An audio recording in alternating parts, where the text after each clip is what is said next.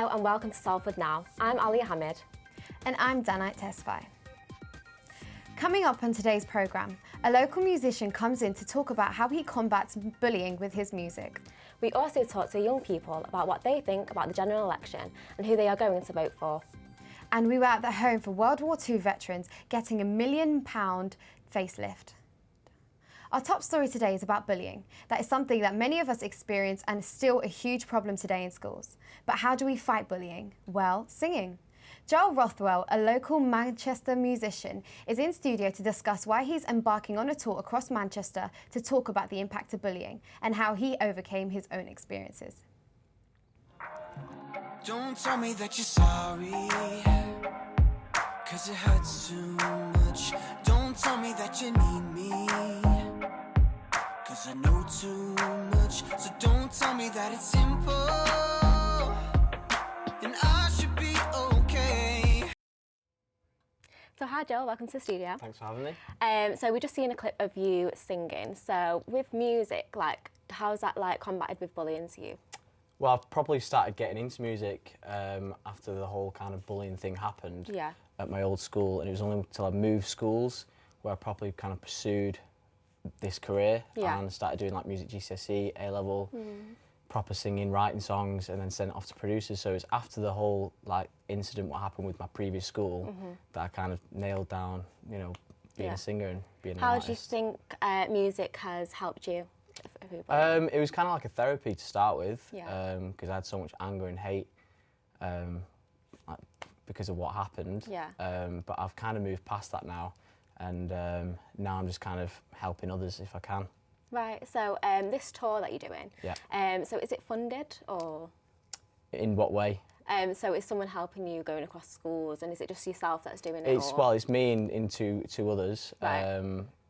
I've normally got a big band set up, but for these tours we're kind of just going in with electronic kits and stuff like that. But yeah, I've got a team working behind the scenes, organising, going into schools and stuff like that. But in terms of actually going into schools and doing it and then talking to the kids, that's all me. Right, okay, that's good. So how do you think schools have combated bullying? Do you think it's been a good success for them to do that? It's hard to say really, because I'm not there anymore, I'm not at school. I know when I was at school, from my own personal experience, it was a nightmare. I asked for help and I was completely ignored and dismissed by the teachers. Right. So it's hard to say because I'm not at school. So I'd like to think that it's improved. And I can't speak for every school. I mean, the new school I went to, Queggs Blackburn, that was amazing, and all the teachers were amazing. But the other school I went to, which obviously can't mention the name, was just awful. And I would advise everyone not to go there without saying the name. Okay. Well, thank you so much for joining us in the studio. Yeah, no worries. Thank you. So with the elections coming up, we have talked to young people about what they are looking for in a candidate. Here's Danae with more. Yes, Aaliyah. This is another area that a lot of young people are interested in. It will be the first time that many young people are allowed to step to the polls and vote in this general election on December 12th. Natasha and Olivia spoke to young members of the public about why they are going to vote and who they're going to vote for. I do think that a lot of voters will be voting purely on the views on Brexit. And personally, obviously I know that that's a really, really important issue at the minute, but I also think people need to remember that we're voting for a party that are probably going to lead us for the next 4 years. Vote for Labour. Why would you vote for Labour? Because I feel like they're more focused on the people rather than the high up kind of classes that earning more money. Well, I always say I'd go for the Green Party just because I'm on climate change and stuff. Probably Labour. Why do you like Labour? I don't know, I've always agreed with their policies more than anyone else's. £14 million has been spent on building a new house for veterans in Salford. Isabel Blakemore went to Supportin House to find out more about the renovations and to speak to residents who live in this unique veteran home. As Remembrance Day passes, 85-year-old Jack Pilkington reminisces on the days when he was 22, where he did 2 years of national service with the Royal Engineers from 1956 to 1958. V-bomber had flown over, released an hydrogen bomb, which had been exploded at heights of 10,000 feet. So although we were all over 30 miles away, You feel the heat on your back. Devastated when you think what he could do, you know. Supportin House, established in 1916, provides care and treatment for soldiers from the war. This charity and nursing home allows veterans to live with the help and support for the remainder of their lives.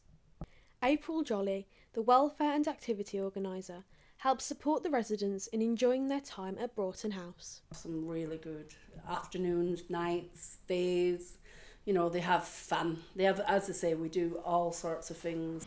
In order to sustain well-being for their residents, Rhys Edwards, fundraising and marketing manager, tells us Supportin House has begun a new development to expand its facilities. We're now called Supportin House Veteran Care Village, and we're in the middle of a £14 million redevelopment. So we'll be having a residential and nursing home for 64 beds. We'll have up to 30 independent living apartments and an armed forces support hub. Residents like Jack will benefit greatly from the new development, living in a new, safe and comfortable home. Isabel Blakemore, Salford Now. Time for sports now. A miserable season could get a lot worse for Bolton. Here's Chris with more. Yes, they're about to find out what punishments they'll receive for failing to play their games against Brentford and Doncaster. Keith side are already on a 12-point deduction for going into administration before being rescued by a takeover. Tomorrow, they'll try and pick up points at home to MK Dons. It'll be an achievement, first and foremost. It's a target that myself and Dave have set over a certain period of games. We've still not reached that period of games yet.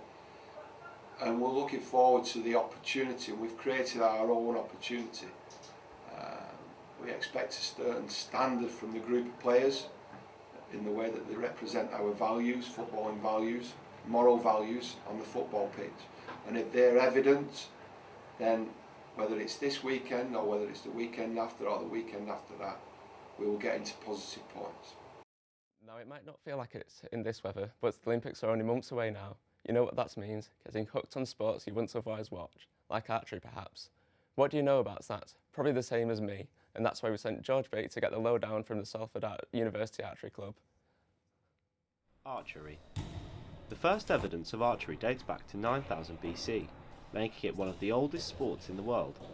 It's been used in hunting, in battle, and now a recreational sport. However, modern archery clubs are struggling for members and leadership. Owen Thornton is the committee leader for the Salford University Archery Club, and he spoke about their struggles. I started first year, managed to get onto committee in my first year, and then in second year I think everyone got a little bit disillusioned, so no one really put any effort into apply to do anything for this year, and so it was a case of if no one stepped up then the club would fold. However, Britain is not without our international successes. Archery GB published this statement. They've done it, they're off to the Olympics. Britain has 6 places, the most we can win at the Tokyo Olympics, and it's all thanks to stunning performances by our victorious recurve teams. Gabs, a member of UOS Archery, explained why she is part of the club. My flatmate was part of it last year and he recommended that I join, so I came for the trial and I really liked it. How long have you been here now? I've been here for about 2 years now, so this is my second year. Archery is a pastime for many people, but it's not widely viewed or broadcast despite it being part of our culture for over 11,000 years. Hopefully, the Tokyo Olympics will improve its popularity and the Great Britain team will aim to succeed. George Bate for Salford Now. Oh, the Summer Olympics feel like so long away now. I can't wait for summer sun again. And now we have Jodie Smith with the weather on ice. Hello and welcome to the brand new ice rink at Media City. It's pretty cold in here today. It's also pretty cold outside. We're expecting lows of 6 degrees Celsius. But the sun is coming out just a little bit. If you're heading to any of the Christmas markets or attractions this weekend, it's going to be rainy and cloudy, so wrap up and bring your brollies.